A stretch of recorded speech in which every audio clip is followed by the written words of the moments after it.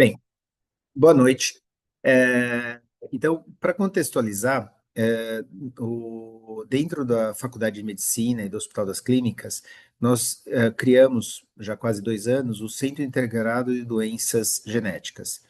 E dentro desse Centro Integrado, nós temos um projeto com parceria da FAPESP, com a Secretaria de Saúde do Estado de São Paulo, para criar um protocolo de testes genéticos para o SUS, como uma forma de você oferecer os testes genéticos para facilitar o diagnóstico, encurtar o diagnóstico, o custo de diversas condições. Então, existe uma série de reuniões que nós temos feito com esse grupo, com todas as especialidades, e esses foram os slides que eu preparei para discutir os exames genéticos essenciais em endocrinologia.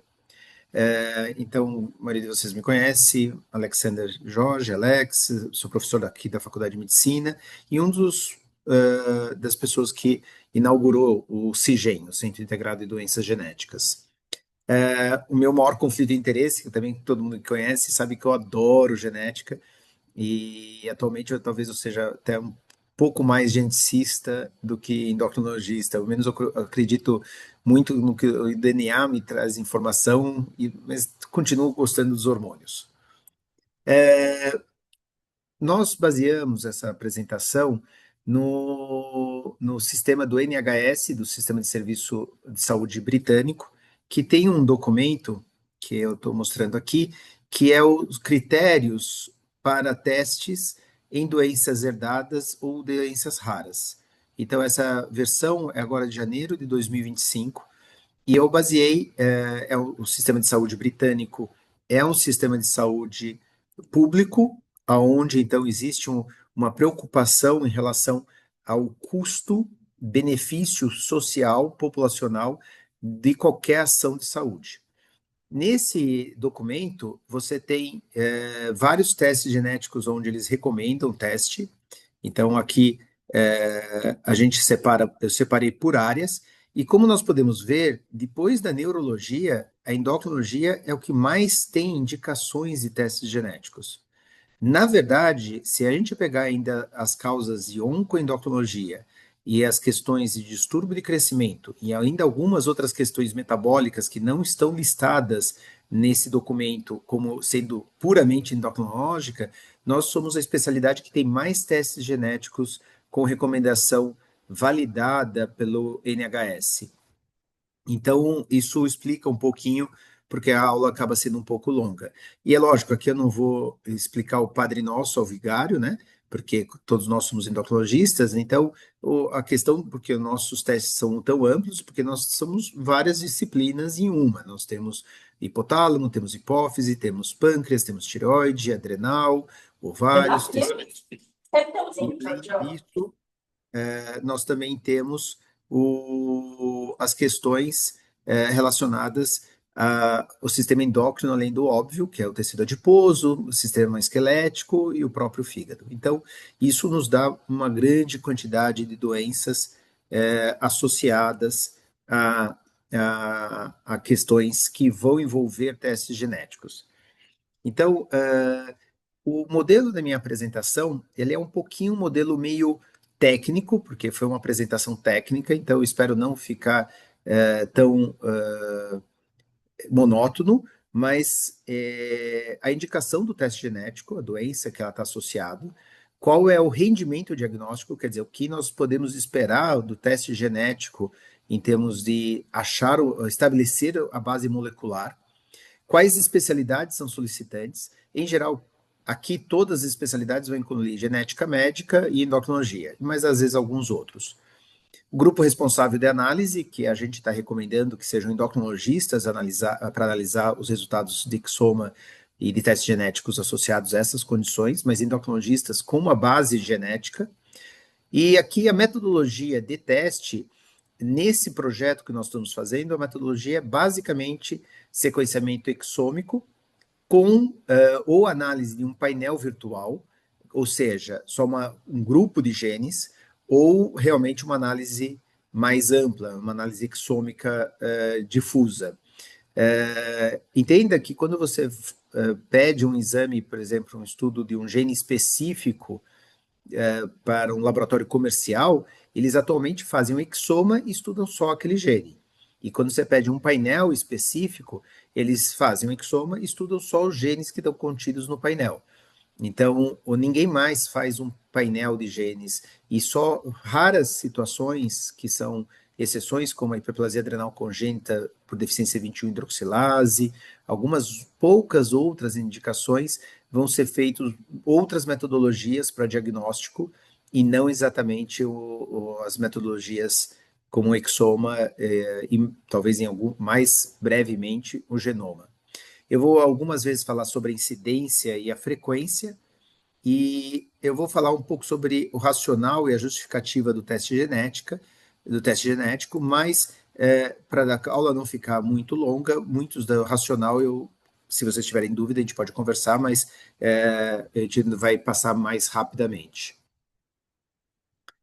Então, muitas vezes eu vou mostrar se esse teste genético ele tem que ser obrigatoriamente feito no serviço terciário, ou ele pode ser feito até num serviço secundário com suporte de telemedicina no serviço terciário.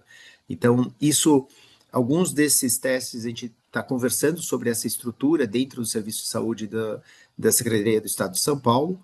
E aqui eu vou sempre deixar qual teste estava validado no NHS, e quando eu pus o tracejado é que a validação está citado no NHS, mas eu fiz modificações em relação ao que é recomendado. E se não, se é basicamente igual ao NHS, está sem o tracejado em volta. Então, nós vamos começar com os testes genéticos que eu considero essencial.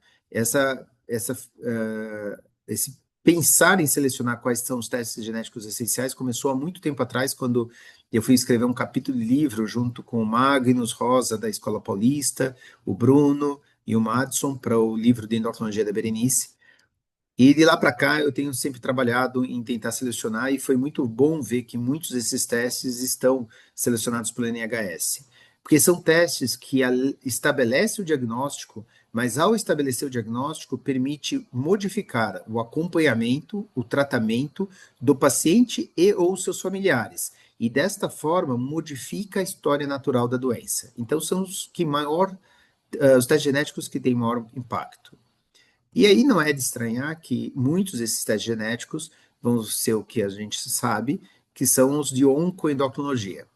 Então, as de oncoendocrinologia, eu vou começar pela neoplasia endócrina múltipla tipo 1, e as indicações, é lógico que é principalmente quando eu tenho qualquer tumor neuroendócrino pancreático, com menos de 20 anos, ou mais que duas anormalidades endócrinas relacionadas ao MEN1, em qualquer idade, ou mais que uma anormalidade endócrina relacionada ao MEN1 e um tumor não endócrino relacionado ao MEN1, em qualquer idade, ou mais de uma anormalidade endócrina relacionada ao MEN1 e uma paciente de primeiro grau com uma anormalidade endócrina relacionada ao MEN1. Propositalmente, eu pulei a questão do hiperparatiroidismo, porque quando eu tenho doenças multiglandulares da paratiroide, também é uma indicação para o estudo do MEN1, mas como nós vamos ver mais adiante, também é uma indicação para estudo de outros genes associados ao hiperparatiroidismo familiar ou hiperplasia de paratiroide, quando não há outro sinal associado ao MEN1, mas que inclui o gene MEN1. Eu não vou explicar para vocês o que é o MEN1, todos vocês conhecem, mas é lógico que, além da hiperplasia da paratiroide e os adenomas multiglandulares, os tumores hipofisários é outra apresentação clínica bastante comum, sendo que essas duas condições são mais ou menos não tão incomuns na população geral, e eu tenho os tumores endócrinos do trato gastroenteropancreático, os GEPs, que esses sim são situações menos comuns. E tumores não relacionados não endócrinos relacionados ao MEN1 é o angiofibromas faciais, que é uma coisa que você tem que estar atento para observar, assim como os colagenomas e o meningioma. Então, raramente a gente acaba fazendo o diagnóstico por aqui, muito mais por esses tumores clássicos. Então, é lógico que além da genética, endocrinologia, cirurgia cabeça e pescoço e oncologia vai pedir esse tipo de teste. E aqui a indicação é o sequenciamento do exoma com análise de CNV incluída, então análise de lesões e duplicações, que atualmente é bastante sensível já na análise do exoma, e analisar através de um painel virtual que inclui o gene MEN1 e alguns diagnósticos diferenciais de MEN1 ou de hiperpara, como é o sensor de cálcio, ou de alguns outros tumores hipofisários, ou de os genes associados ao MEN4. Aqui eu não coloquei, eu coloquei, mas estava escondido aqui. O rendimento diagnóstico dos casos isolados é mais de 65%, principalmente quando tem associado um JEP com um tumor de paratiroide com hiperplasia de paratiroide ou múltiplas glândulas.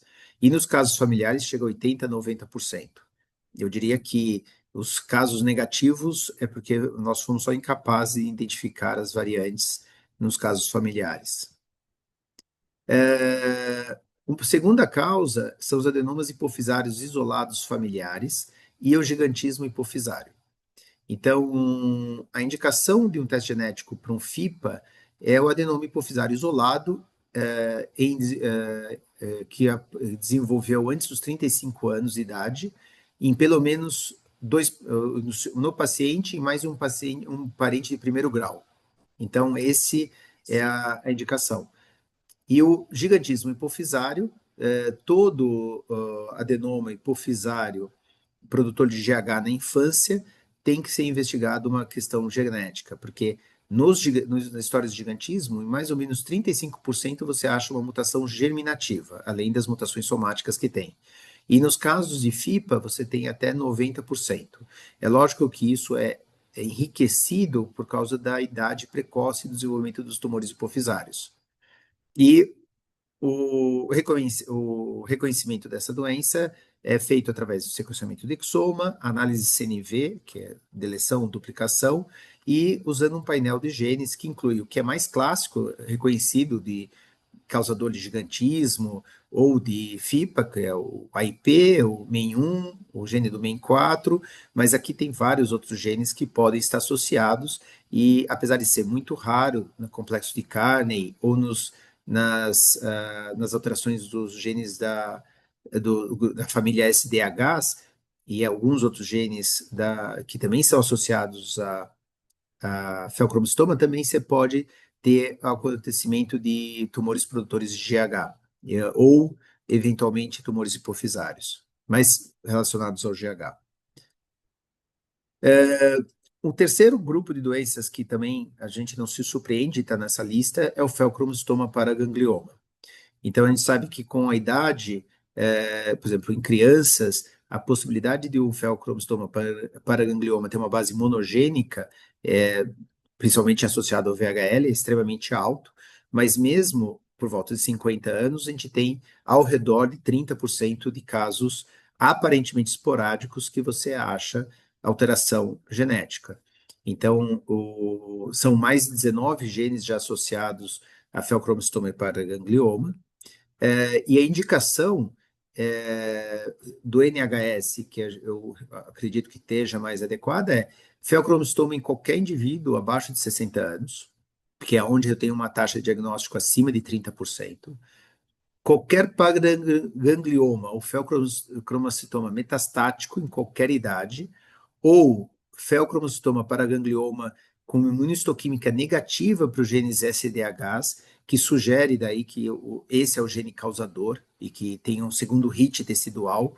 Muitos desses genes são genes supressores de tumor, e aí você tem o segundo hit tecidual, e a imunistoquímica negativa indica a ausência do SDH, A, SDHB e assim por diante.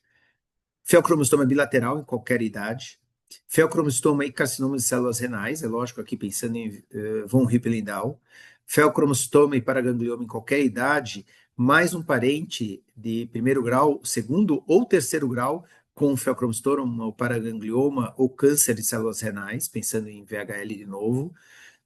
Então, essas são indicações bem amplas que praticamente faz importante a gente, na história, estar avaliando sempre essas questões. Nos casos aparentemente isolados, seguindo essas regras, em geral, o rendimento diagnóstico chega até 65%. É lógico que casos de 60 anos, sem nenhum, 59 anos, sem nenhum achado, é ao redor de 30%. Em crianças, vão chegar até 80%, 90%. Mas é lógico que esses fatores são fatores que aumentam o rendimento diagnóstico.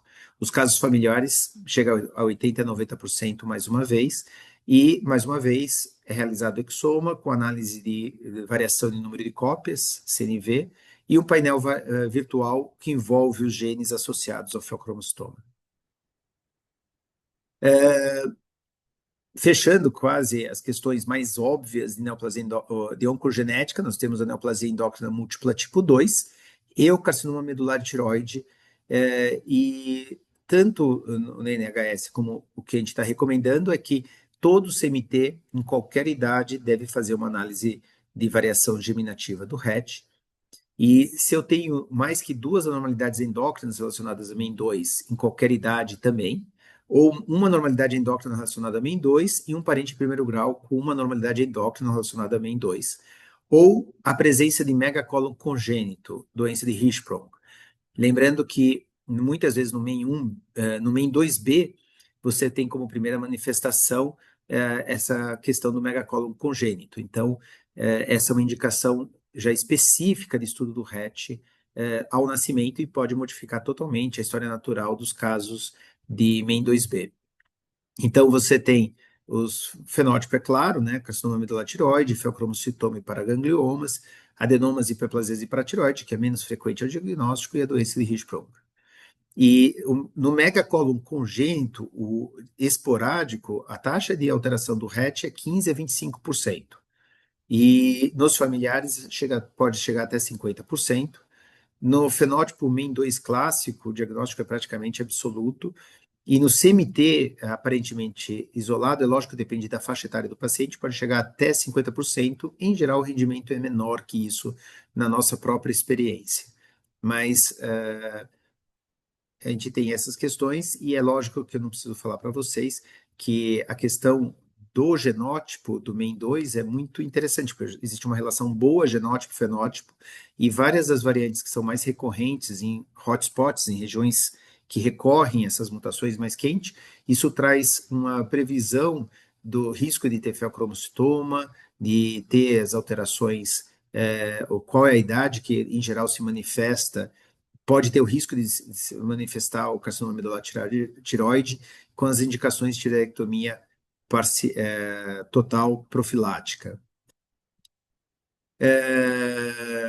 Então, as especialidades, cirurgia cabeça e pescoço, entra a gastropediatria por causa da doença Hirschsprung, a oncologia, e aqui é basicamente sequenciamento do exoma com análise do gene RET.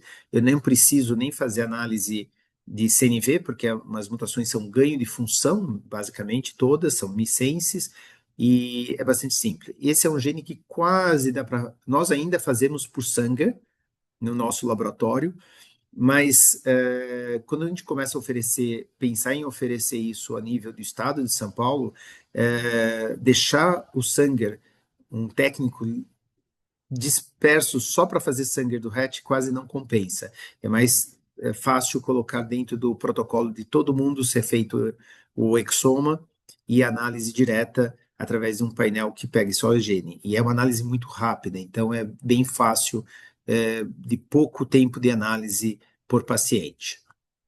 E aqui é a razão que o hiperparatiroidismo eu deixei separado um pouquinho lá no MEN1, porque você tem uma indicação do NHS, que a gente fez uma pequena modificação aqui, através do que a experiência que nós temos de estudo, que é o hiperparatiroidismo familiar e carcinoma de paratiroide.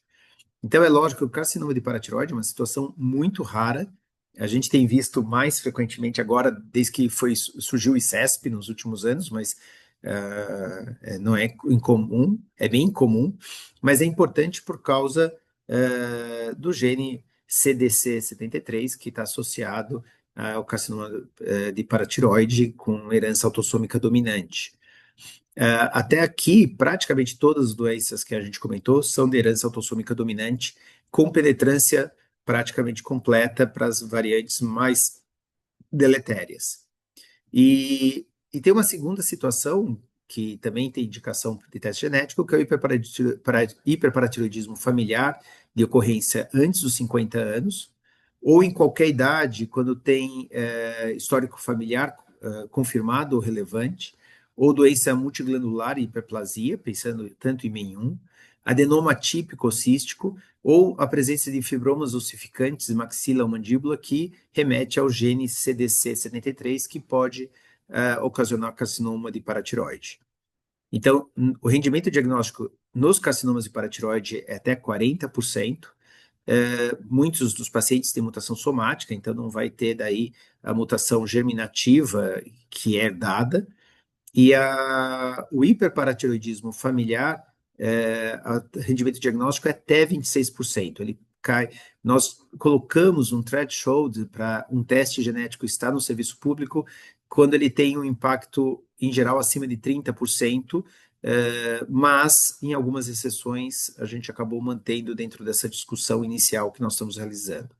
Então, além da endocrinologia e da oncologia, cirurgia de cabeça e pescoço, e mais uma vez voltamos para a monótona estratégia exoma e análise de lesões com um painel virtual de análise. No Brasil, e aí o NHS não cita isso, temos uma situação muito particular, que são os tumores adrenocorticais da infância. Então, nós temos aquela mutação com efeito fundador no P53, e com isso, a gente sabe que os tumores adrenocorticais, carcinomas ou adenoma, eu tenho 50% a 70% de chance de ter um rendimento diagnóstico de eu achar a mutação do P53.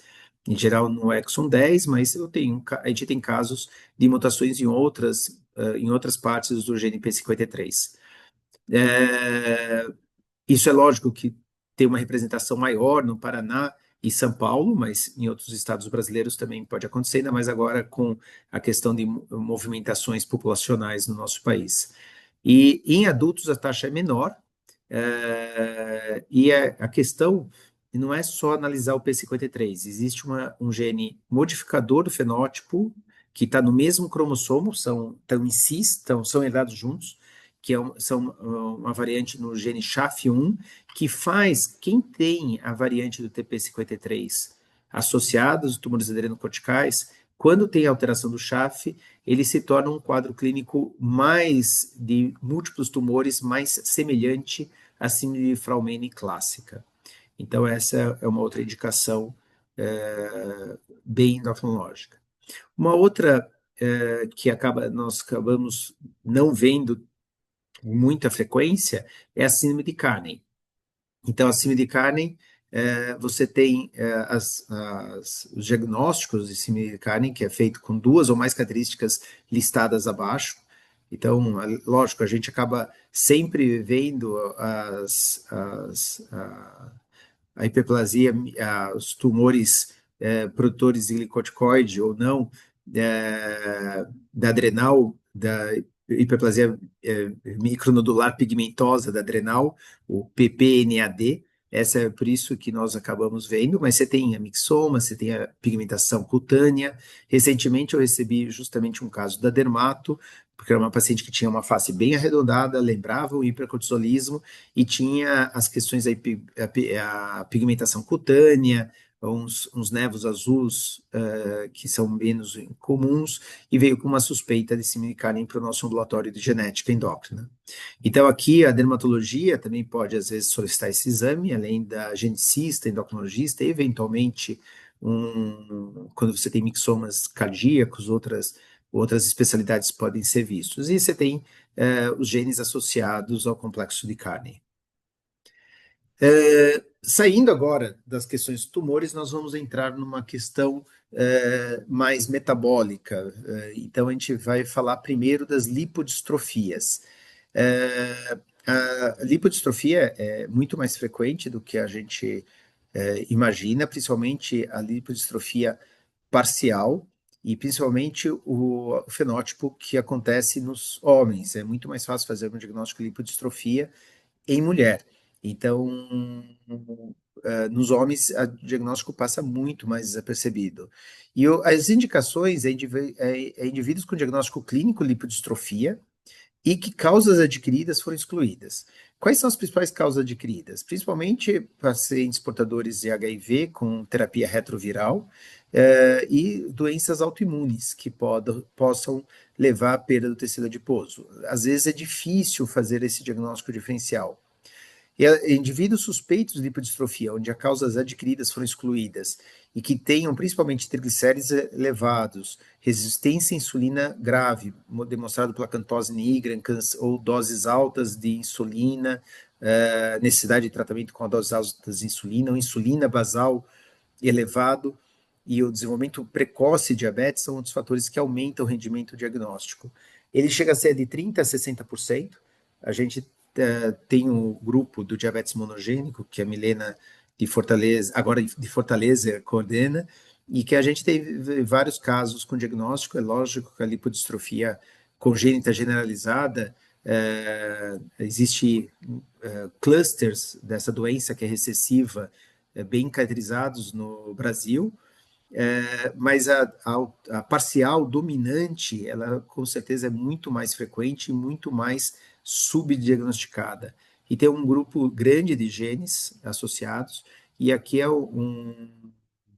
uma família, só para exemplificar, que foi vista pelo Renan Montenegro, que é um caso que a mãe e as filhas têm um fenótipo que basicamente lembra uma lipodistrofia congênita generalizada, mas elas são frutos de vários casamentos consanguíneos e tem uma variante em homozigose no gene da laminina, que é associada à lipodistrofia parcial, e que o pai tem esse fenótipo, e a gente pode ver como é muito mais difícil reconhecer um fenótipo de lipodistrofia no homem. Então, realmente, o teste genético é muito importante.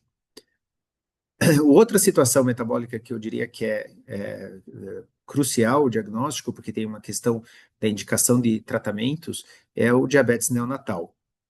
Então, em geral, você considera o diabetes neonatal aquele que diabetes que necessitou de tratamento de insulina antes dos 6 meses de idade, ou aquele que teve depois dos 6 meses até um ano, mas que tem anticorpos negativos ou que não tenha outras alterações sindrômicas, para pensar em agenesias pancreáticas ou agenesias envolvendo alterações do pâncreas endócrino. O rendimento diagnóstico é bom nessas questões, tanto no transitório como no permanente. E, em geral, aqui a análise é sequenciamento de exoma com análise CNV, mas apesar de estar escrito painel virtual, são muitos genes envolvidos. Então, praticamente você recomenda aqui fazer uma análise de exoma mais amplo, até tendo em vista esses genes já rotulados, e a gente tem aqui também alterações como deleções do cromossoma, regiões do cromossoma 6, e é importante atentar que você tem algumas questões de metilação que podem dar diabetes neonatal. Então, essa é uma situação que tem que estar num serviço terciário com experiência para poder conduzir a investigação de forma adequada. Mais frequente para o diabetes neonatal, nós vamos ter o diabetes monogênico tipo MOD. Deixa eu só tirar aqui o som do celular. Que é um diabetes diagnosticado em jovens, abaixo de 35 anos, e que seja improvável ter diabetes tipo 1, por causa que não precisou tratamento de insulina, tem anticorpos negativos, tem papetídeo C detectável, e a gente, nosso grupo, a Milena, e também o próprio NHS, recomenda usar uma calculadora para score de probabilidade de ser MOD. Essa calculadora é disponível via internet, também para app, e o trabalho que a Milena desenvolveu junto com um consórcio, que, se não me engano, envolveu vários grupos que trabalham com diabetes monogênico, acabou mostrando que, para a nossa realidade, ter um score de pontuação acima de 60% nesse MOD Calculator seria o melhor indicativo para selecionar pacientes para estudo dos genes de MOD. Então, o rendimento diagnóstico chega a ser a 30%, 50%, E é lógico, mais uma vez, sequenciamento de exoma com análise CNV de um painel de genes. A gente pode lembrar que até pouco tempo atrás a gente tem um esforço para tentar caracterizar o que é um MOD GCK, o que é um MOD HNF1-alfa, pelos achados clínicos, mas no ponto de vista prático, agora, é muito mais simples você colocar o paciente num NGS e fazer análise de todos os genes ao mesmo tempo, tendo o fenótipo para ajudar a guiar as variantes encontradas. Mas dificilmente é fundamental poder indicar e falar, vou fazer estudo só do GCK. O estudo só do GCK tem umas particularidades naquele diabetes na criança, que não evolui, glicemia é pouco elevada, hemoglobina glicada normal, as características de uma situação muito benigna que é o GCK. Lógico, aqui a gente sabe que o GCK você consegue, às vezes, tirar a medicação, e mesmo sem a medicação, só com dieta, os pacientes ficam muito bem. Aqui são o trabalho da Milena, que mostrou que vários pacientes com diagnóstico de GCK estavam usando medicações orais ou até insulina, e que depois do diagnóstico a gente conseguiu tirar essas medicações, e eles ficaram tão bem quanto estavam antes. E a mesma coisa acontece o oposto para o MOD HNF1-alfa, onde a introdução da sulfonilureia, que é uma droga que atualmente está em desuso, traz uma grande melhoria do controle do diabetes e até muitos pacientes suspendendo o uso da insulina. Então, mostrando que é uma boa ação fazer o diagnóstico de MOD. Acho que vale a pena uma observação, que todas essas doenças são doenças raras. Então, são doenças que, em geral, têm uma frequência menos que 1 para 2.000, 2.500 na população. Só que o conjunto das doenças raras são muito frequentes. E por isso que a gente tem que saber os sinais de alerta para indicar a investigação genética e isso mudar o aspecto que você está tratando desses pacientes. O hiperinsulinismo congênito, que é caracterizado como muitas vezes hipoglicemia acompanhada por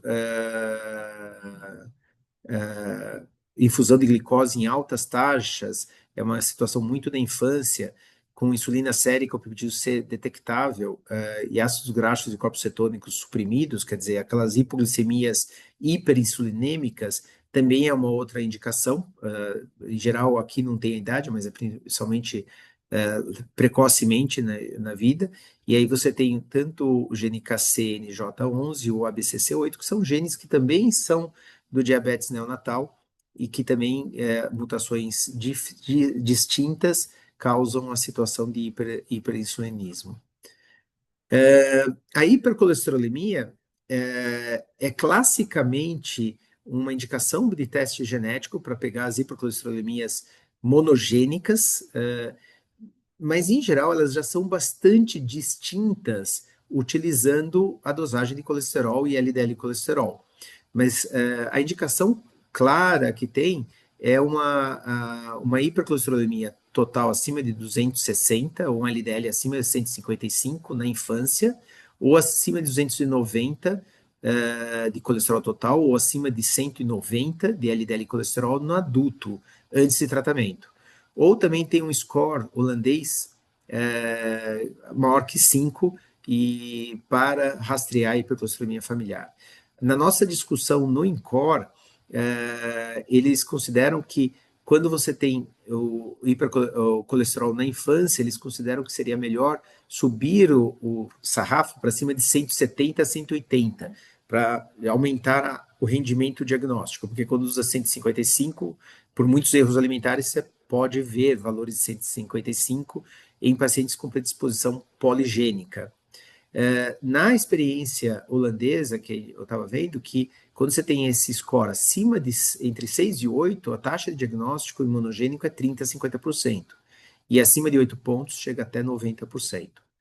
Mas são alguns genes associados, né, o LDL receptor, a ApoB e o PCSK9, e isso tem uma certa importância porque tem indicações de terapias específicas para os pacientes que têm hipercolesterolemia familiar, principalmente naqueles com forma homozigótica, que são muito graves, e que daí você tem até indicação de transplante hepático. Uma que é mais assim menos falado é hipertrigliceridemia.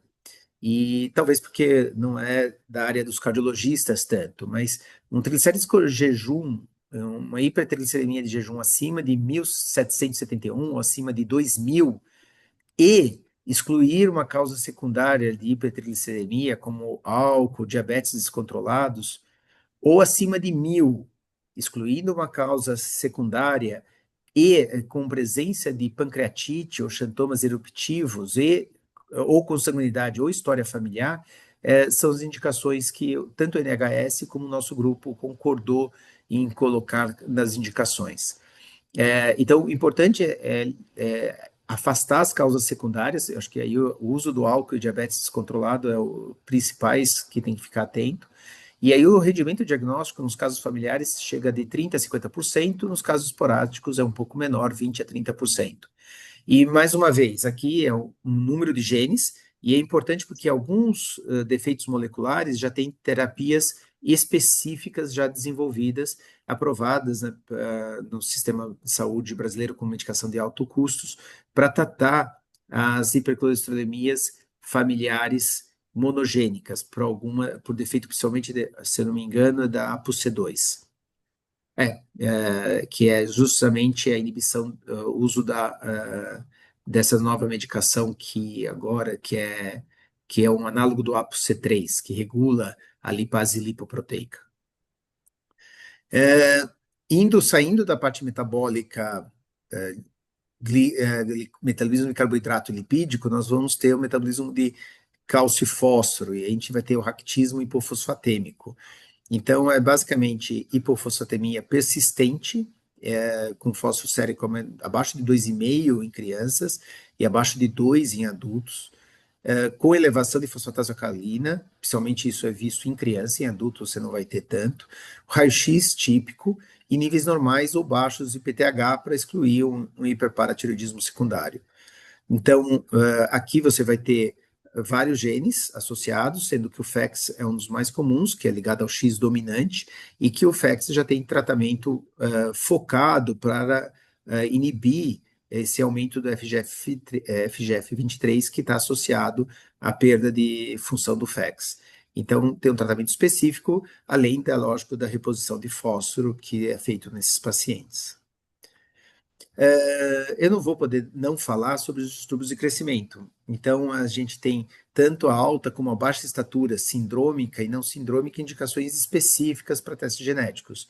E eu vou deixar vocês com um gostinho para mais adiante, porque a gente está terminando um consenso internacional sobre a investigação genética de baixa estatura, e aí eu vou trazer principalmente isso como indicação para os estudos. Mas fazendo só um pequeno spoiler, eu diria que a baixa estatura sindrômica ou alta estatura sindrômica de causa não definida merece testes genéticos, e a não sindrômica, principalmente quando a gente está pensando em tratar com hormônio de crescimento, mais ainda, principalmente em crianças nascidas pequenas para a idade gestacional. Mas eu preciso lembrar que aqui eu tenho, nos crianças pequenas, para a idade gestacional, eu tenho Silver Russell, então eu vou deixar isso para um outro dia. Bem, aqui acabamos o que eu considero essencial, e que a gente vai falar que é o primeiro grupo de testes genéticos que tem que estar disponíveis para a população. Mas é lógico que vai ter um monte de outros testes genéticos em endocrinologia, e aqui eu estou listando os testes genéticos que eu considero muito importantes, porque tem um benefício principalmente para estabelecer o diagnóstico e ainda assim mudar, solicitar, melhorar o acompanhamento e tratamento dos pacientes e ou familiares, mas que talvez não altere a história natural da doença. Então, e aqui é lógico que os distúrbios, ou as diferenças do desenvolvimento sexual, os DSDs, é o principal carro-chefe dessa segunda. É quando você há uma alteração no condição congênita em que o desenvolvimento cromossômico gonadal ou anatômico sexual é atípico. E com a discordância cariótipo, genitália externa e os hormônios. A prevalência é 1 para 5.000, mas varia dos tipos. A gente sabe que tem o DDS XX, XY, ovo testicular, a digenesia gonadal completa, e o 46XX testicular. O rendimento diagnóstico é alto, 30% a 90%. Em geral, vai envolver treinamento, sequenciamento de exoma com análise CNV para vários genes. Eu diria que não é uma análise virtual de painel, e é importante ter em vista a complementação da investigação hormonal. E depois aqui com secundário, com suporte de serviço terciário, depois a gente concordou na discussão que é uma questão de hospital terciário mesmo, não é para secundário. E tem três situações. Uma é a apresentação neonatal com genitália ambígua.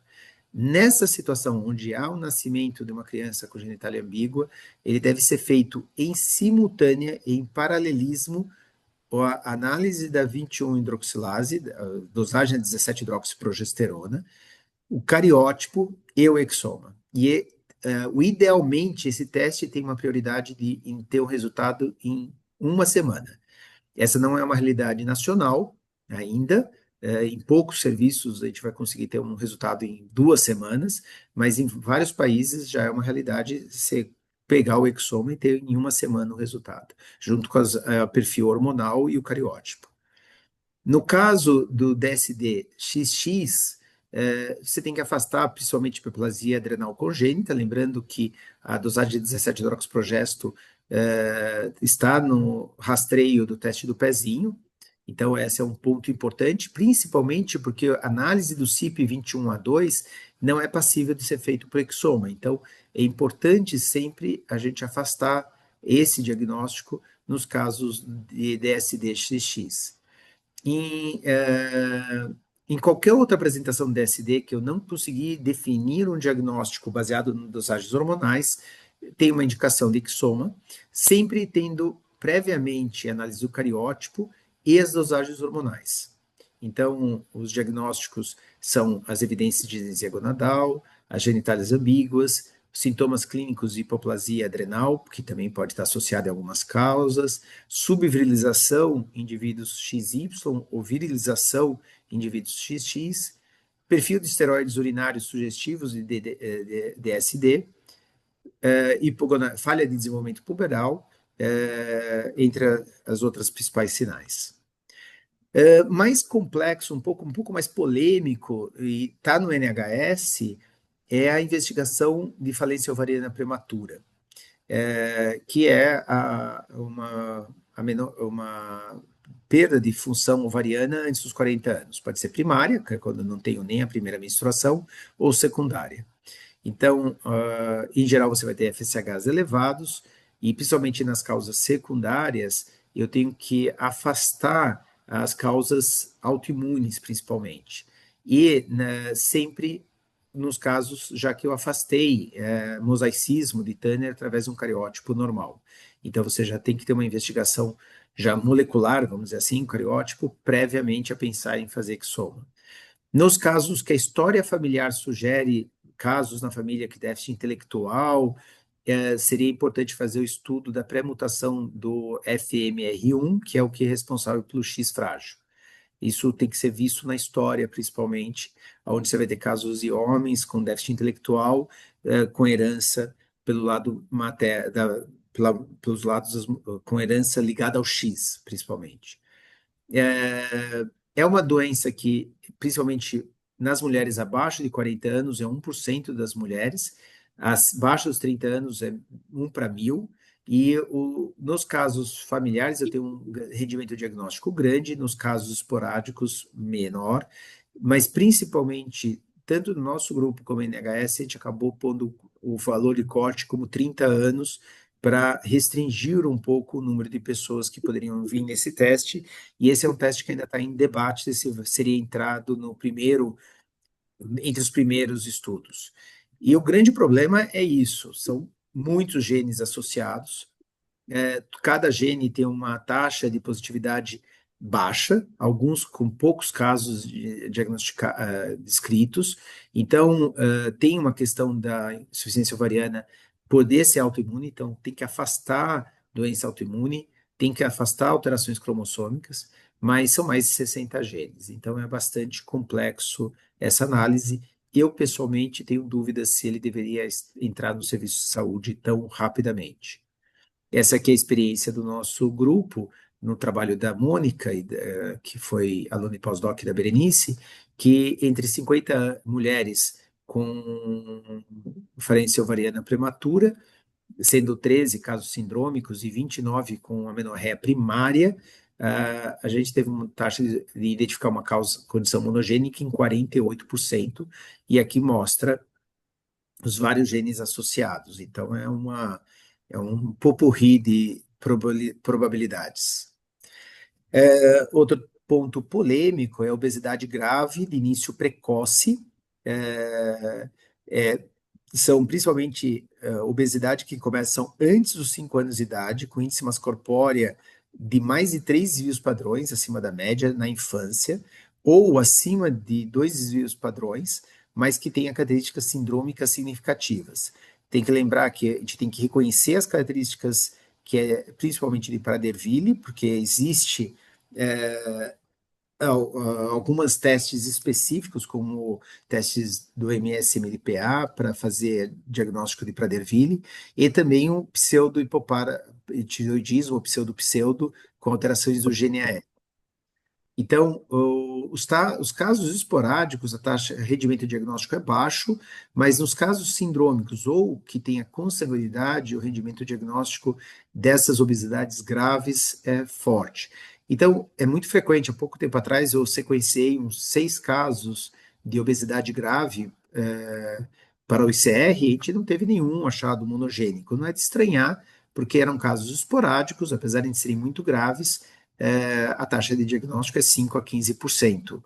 Agora, as consanguinidades não é tão comum no Brasil, a gente não tem descrito ainda alterações de PONC ou alterações do receptor de leptina ou da leptina, como tem em alguns outros países, e a gente provavelmente vai ter mais o GNAS alterado e alguns casos de MC4R.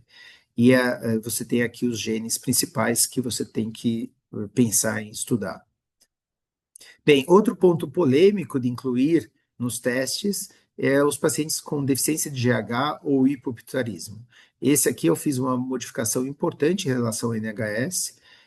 Eu considero que temos que fazer só em pacientes com deficiência de GH grave, em geral, naqueles pacientes que têm deficiência de GH grave isolada com neuroimagem normal, pensando em GHRH receptor e pensando em GH1. Ou quando eu tenho deficiência combinada de múltiplos hormônios hipofisários, mas que eu tenho um defeito linha média, displasia septo-ótica ou aloprosencefalia, ou que eu tenha consanguinidade, ou principalmente casos familiares. Lembrando que nos casos esporádicos, principalmente com trissecção só de haste hipofisária, mesmo quando eu tenho displasia septo-ótica, mesmo quando eu tenho aloprosencefalia, o rendimento diagnóstico está abaixo de 15%. Nos casos familiares, ou nos casos que eu tenho um perfil hormonal claro de PROP1, POL1, F1, ou que eu tenho um DGH isolado muito grave, com neuroimagem normal, é mais frequente eu ter alteração do GH1 ou do GHRH, e a gente também teve já várias experiências assim no Brasil, não associado à consanguinidade, apesar de serem doenças recessivas, porque essas variantes estão circulando na nossa população. Acho mais relevante do que o hipopitarismo são os defeitos do eixo GH e GF1, principalmente as suspeitas claras hormonais, insensibilidade ao GH, com ou sem imunodisfunção, ou insensibilidade ao GF1. Mas realmente os pacientes que têm uma baixa estatura grave, com perfil laboratorial bem característico dos defeitos de resistência ao GH, ou resistência ao GF1, ou defeitos no complexo ternário. Nessas situações, quando eu tenho um perfil hormonal bem clássico, eu tenho mais de 50% de positividade. Até agora, eu tive a oportunidade, acho que, sequenciar na época de Sanger e agora com NGS, mais de 30 pacientes com resistência ao GH, com Similaron clássica e 100% de resultado positivo. Mas é lógico que é uma casuística bem selecionada clinicamente e hormonalmente. Então, esses são genes, essa é uma análise painel. Por último, fechando já quase a lista, e ao mesmo tempo dando uma situação que não tem no NHS, mas que eu acho que o grupo da professora Ana Cláudia tem um protagonismo, que é a puberdade precoce central. Então, eu diria que crianças que têm uma puberdade precoce central, com história familiar de puberdade precoce, a gente pode ser até mais específico, história familiar pelo seu lado paterno, merece fazer uma investigação que inclua a investigação do gene, principalmente MKRN3, o DLK1, e ainda incluindo alguns outros que são muito menos frequentes, que é o KIS1 e o KIS receptor, que eu acho que tem um ou dois casos até hoje na literatura. Mas o MKRN3 e o DLK1 são significantes, em casos esporádicos, a taxa de diagnóstico é baixa, mas quando você tem uma boa história familiar, e aí vem uma lição, tem que ter uma boa anamnese dos dados familiares para poder enriquecer a probabilidade de resultados positivos. E aqui, porque a probabilidade precoce central, eu diria que é uma situação que deve entrar na investigação, porque quando você tem história familiar, em vez de você fazer a ressonância, que nós normalmente indicamos para toda paciente que tem puberdade precoce central procurando alterações anatômicas, se eu tenho uma história familiar de puberdade precoce, principalmente do lado paterno, a análise do MKRN3 vai ter uma chance maior de estabelecer um diagnóstico, além de ter uma influência importante no rastreio de novos casos na família. Por fim, tem o hipogonadismo hipogonadotrófico, que com ou sem anosmia, mas principalmente podendo ter alterações com anatomia da região hipotálamo hipofisária normal, podendo ter ou não alterações do bulbo olfactório, e que principalmente nos casos familiares você vai ter vários genes associados, principalmente o gene CAL, mas tem o próprio KIS receptor, entre outros, que podem estar associados. Mais uma vez eu vou falar. E por último, o hipotireoidismo congênito, é lógico, a gente não precisa do teste genético para fazer o diagnóstico do hipotireoidismo congênito, o teste do pezinho é mais do que suficiente para fazer o diagnóstico, mas principalmente nos casos de desormonogênese tiroidiana, ou nos suspeitas e resistência aos hormônios tiroidianos, ou você pode, mais importante fazer o teste genético para tentar identificar essas situações. Nas suspeitas de hormonogênese tiroidiana, eu estou tendo o prazer de trabalhar com um grupo da Fátima, analisando os pacientes com desormonogênese, com hipotireoidismo congênito, e realmente a desormonogênese tiroidiana, a gente tem identificado vários casos monogênicos, e nas situações de resistência a hormônios tiroidianos por mutações no receptor dos TRH-beta, né, o receptor beta dos hormônios tiroidianos, a taxa de positividade é super alta, mas a gente tem que lembrar que na ectopia e na agenesia tiroidiana, a taxa de diagnóstico é muito baixa. Eu diria que esse é um diagnóstico menos importante, ele está no NHS exatamente com essa questão, mas eu acho que muda muito pouco o tratamento desses pacientes neste momento, a não ser na suspeita de resistência aos hormônios tiroidianos. Ah, é verdade, temos mais um que talvez teria que estar antes pela importância. Tem as questões da hipertensão endócrina e no hiperaldosteronismo primário, principalmente no hiperaldosteronismo primário de apresentação na infância ou precoce com história familiar. E principalmente naquelas que eu tenho suspeita de hiperaldosteronismo remediável por glicocorticoide, que está muito associado a acidente vascular cerebral abaixo dos 40 anos. O rendimento do diagnóstico, quando tem história familiar, chega até 40%, e devemos só lembrar que existe alguns genes que a gente tem identificação, mas o hiperaldosteronismo supressivo para o glicocorticoide, ele acontece por uma recombinação que faz um gene de fusão da aldosterona sintetase com a região regulatória da ozibeta-hidroxilase. Então, essa alteração genética, nós vamos tentar verificar se é passível de ser identificado no exoma, mas em geral a identificação é por um teste de PCR de long range específico para isso. Então, quando você tem a suspeita, tem que mandar para um grupo específico. A insuficiência adrenal congênita é uma outra indicação que está no NHS, Principalmente a insuficiência adrenal na infância, sem evidências de doenças autoimunes. O rendimento diagnóstico é maior nas formas sindrômicas, por exemplo, na síndrome IMAD, que pode ter, menor nas formas não sindrômicas, mas eu acho que esse é um teste genético que está no NHS, principalmente porque os ingleses têm um protagonismo na identificação dos genes associados a essa condição. Então, ufa, estamos terminando, ou melhor, agora realmente não vou mostrar mais nenhum gene, ainda tem outras doenças genéticas que em endocrinologia, várias outras. Se alguém lembrar alguma que achou que fez muita falta nessa lista, parece aquelas listas de os 20 melhores solos de guitarra de todos os tempos, sempre você fica achando que está errado a ordem e alguns ficaram faltando. Mas a ideia é que nós estamos trabalhando com doenças raras. A gente tem que lembrar que 44% dos pacientes com doenças raras vão ser erroneamente diagnósticos e metade nunca vão ter um diagnóstico. E o tempo para diagnóstico é muito longo. E a ideia nossa é que com o exoma, ou talvez mais adiante o genoma, você vai encurtar esse processo do que a gente chama de odisseia diagnóstica. Então, é algo bastante complexo. E aqui eu quero agradecer algumas pessoas, a equipe nossa atual, muitos estão aqui na nossa reunião virtual, então estão convidados a participar dessas reuniões, mesmo na ausência de temas mais genéricos. Aqui é o grupo de neoplasia endócrina múltipla tipo 1, Delmar está aqui. Aqui é o grupo de diabetes monogênico, o grupo de neoplasia endócrina múltipla tipo 2, o grupo da genética do Instituto da Criança. Aqui é o nosso grupo do CIGEM, do curso que a gente fez análise, o Guilherme Yamamoto, a Renata, a Mariana, que está aqui, a Fernanda, não estou achando, a Fernanda está aqui. Então, é um grupo muito legal e eu quero agradecer a presença de todos vocês aqui hoje. E eu vou terminando a minha apresentação.